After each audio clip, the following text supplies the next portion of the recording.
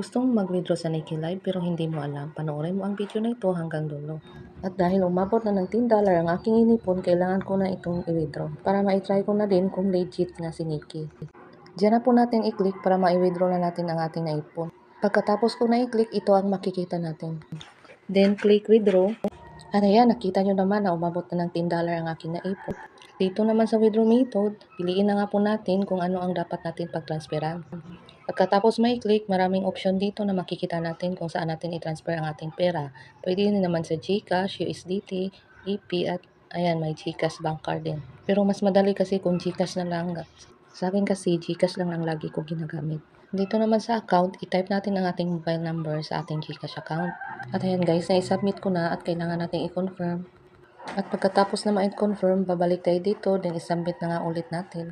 At ayan guys, kita ko na ang aking GCash account na nakalink na dito. At kailangan ko lang i-type. $10 na lang ang i-transfer ko, hindi kasi confirm withdrawal na nga po tayo. With ito, makikita natin withdraw request submitted. Pagkatapos natin mag-submit guys, makikita naman natin dito sa withdraw na naka-order processing na nga siya. Maghintay lang nga tayo ng mga 30 minutes. Pwede naman mai-click yan para makita natin na naka-order processing na nga ang ating na-transfer.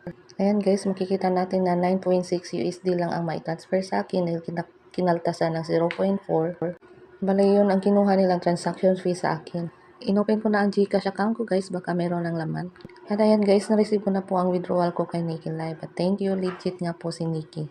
Hanapin lang natin ang transaction history para makita natin kung ano talaga ang At tingnan nyo sa ibaba guys, makikita natin ang transaction, then pindutin na nga po natin para makita natin ang nagpadala sa atin. And then guys, makita naman natin na si Starpay ang ginamit ni Nikki Live. At balikan ko lang ang aking Nikki app, ito na lang ang natira sa akin.